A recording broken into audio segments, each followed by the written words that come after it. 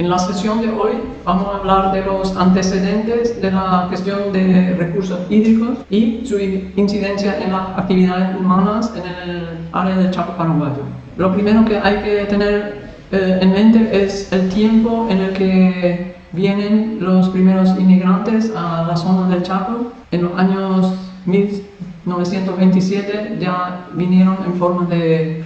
grupos que tenían la mirada fija en un sistema de colonización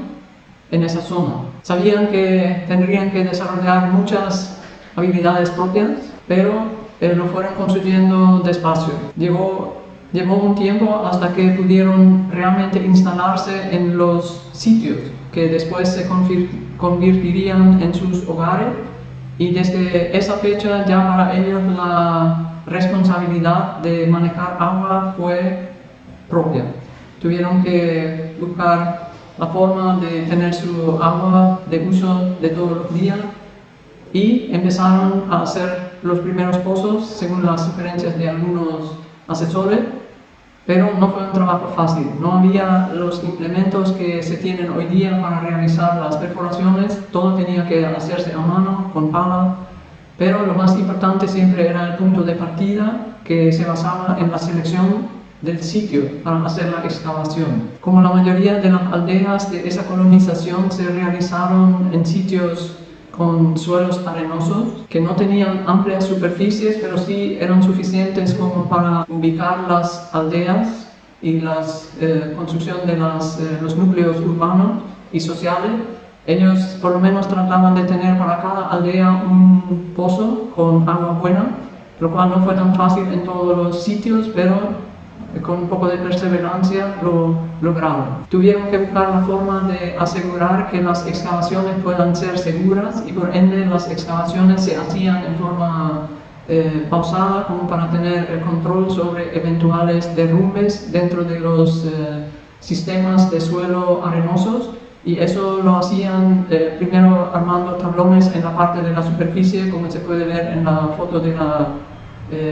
presentación. Sobre esos tablones se podían posar para hacer la extracción de la tierra de la parte de la excavación y trasladar la tierra hacia afuera para que no esté ahí como para volver a caer en la fosa que se estaba cavando para un eventual futuro pozo. Esas excavaciones después se hacían de una forma tal cuadrada que se podían poner los tablones que ya se serruchaban con las maderas chaqueñas más duras, para que después eventualmente puedan quedar abajo en la base de los pozos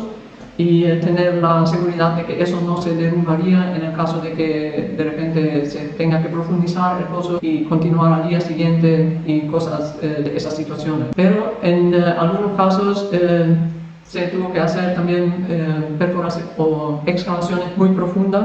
Las excavaciones muy profundas ya son a partir de 6 metros a 9 metros para un suelo arenoso. Eso es ya mucha profundidad como para prevenir un derrumbe de los bordes.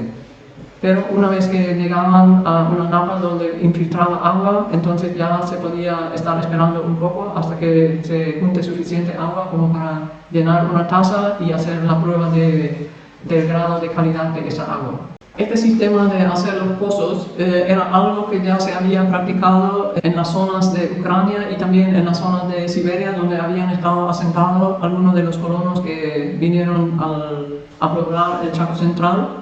y ellos sabían que en realidad siempre era como una lotería hacer la excavación de un pozo, porque nunca uno sabía con total certeza si realmente tendría buena agua un pozo.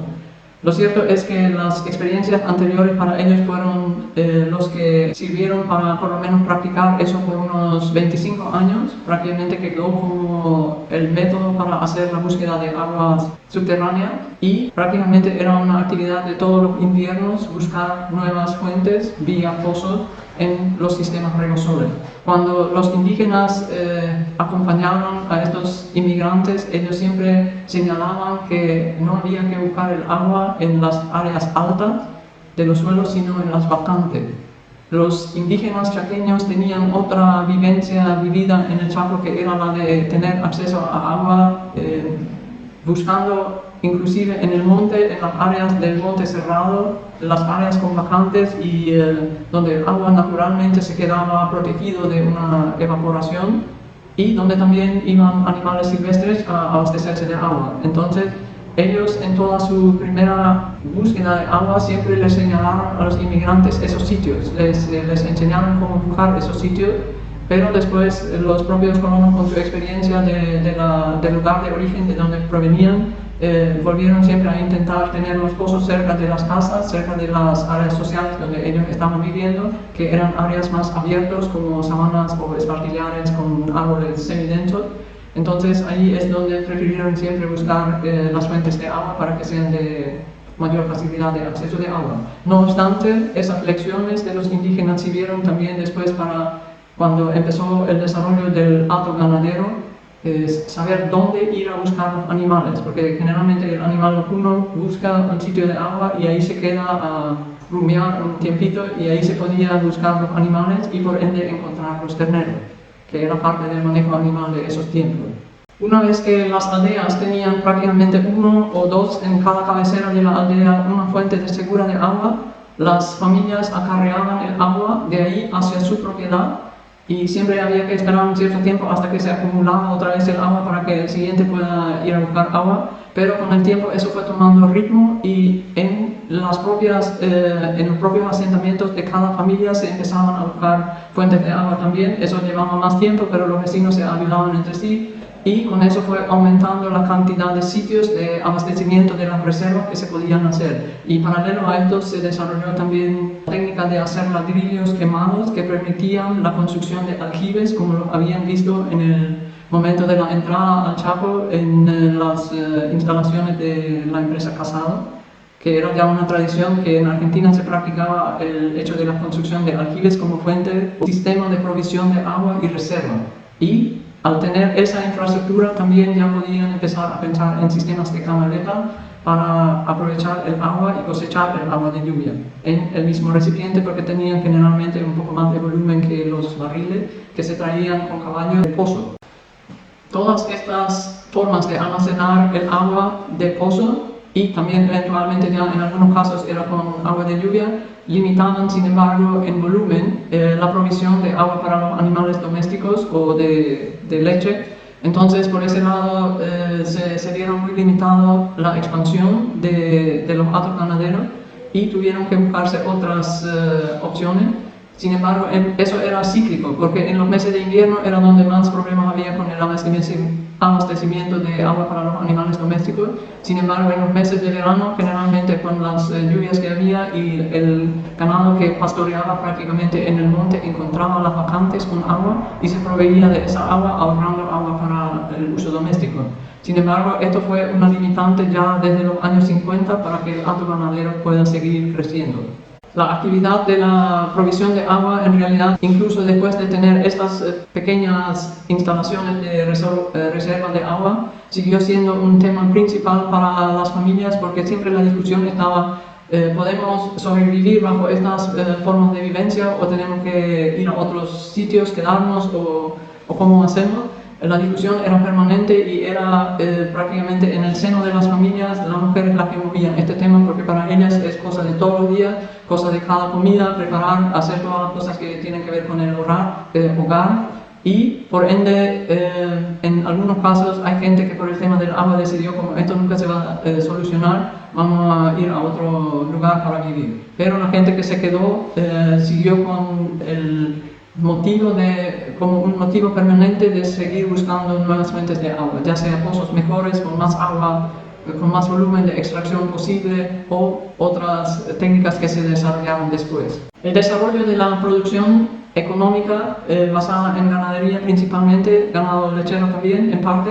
hizo que el tema agua, por ser tan central para el ganado y también para los humanos, se convirtió en un ritmo de seguir buscando agua y provisión de agua de diferentes fuentes, pero se lo consideraba como algo que es parte del día a día, o sea que no había forma de desligarse de esta función y ese proceso prácticamente hasta hoy día sigue siendo actual y muy dinámico en el sentido de siempre buscar nuevas técnicas, siempre de ligar eventos que puedan construir el uno al otro, pero siempre en el marco del manejo de la gestión de cosecha de agua de lluvia, que sigue siendo la principal fuente. En el mapa actual de suelo que tenemos hoy día en el Paraguay, podemos ver la distribución de ese suelo regosol que en los inicios de la colonización, desde los años 27 en adelante, significaron la apertura o la entrada de los primeros colonos y la fundación de las primeras aldeas. Y hoy vemos que había muchas áreas donde se podían haber hecho más aldeas todavía, que a la gente en aquel entonces le parecía muy limitado las opciones de buscar agua. Sin embargo, con este mapa, si ya lo hubieran visto en el 1955, de repente hubieran dicho, bueno, tenemos muchos regosoles todavía para seguir buscando agua, podemos quedarnos acá, hay tiempo para hacer eso y seguir desarrollando los patos ganaderos. Sin embargo, hoy teniendo el mapa recién en 1998, entonces ya vemos que las dinámicas son otras, ya se han encontrado otras formas de hacerse de fuentes de agua en el sentido de seguir dependiendo de aguas de lluvia, pero con la construcción de infraestructura propiamente para almacenar agua en el ecosistema del monte, sabiendo ya de esos sistemas de regosol. Entonces empiezan a haber como dos opciones de manejo de recursos hídricos, uno en el suelo regosol propiamente dicho, que con el tiempo se desarrolló como toda una ciencia, y el sistema dependiente de lluvias que se podía practicar en otro tipo de suelos, pero estando en el monte chaqueño. Los regosoles son aquellos suelos arenosos que desde el inicio de la colonización se fueron usando para las primeras actividades agrícolas, también para la búsqueda de agua, que el agua en realidad se originaba por infiltración. Esa dinámica es la que después se empezó a estudiar formalmente científicamente y hoy día es conocido que dentro del mismo suelo regosol, por su profundidad variable, puede haber distintos manejos, pero es un gran reservorio de agua que se podría llamar acuífero, somero. Después tenemos los suelos en el monte, que son otros tipos de suelos más arcillosos, que por ende pueden ser excavados. Las paredes de esas excavaciones se quedan firmes y se puede juntar el agua en esos sitios que naturalmente son vacantes, donde el agua de lluvia por escorrentía se acumula en eso. Pueden ser suelos camisoles de limoso arcilloso de diferentes grados de proporción. Sin embargo, esos suelos sí son para almacenar el agua prácticamente en un área de pastura y los animales pueden acceder a esa agua y abastecerse de sus requerimientos básicos, pero también después se vio que se pueden hacer reservas más grandes, específicas como tanques elevados o reservorios tipo represas con ese mismo suelo, y eso aumentó muchísimo el volumen de agua cosechado y almacenado para procesos de producción.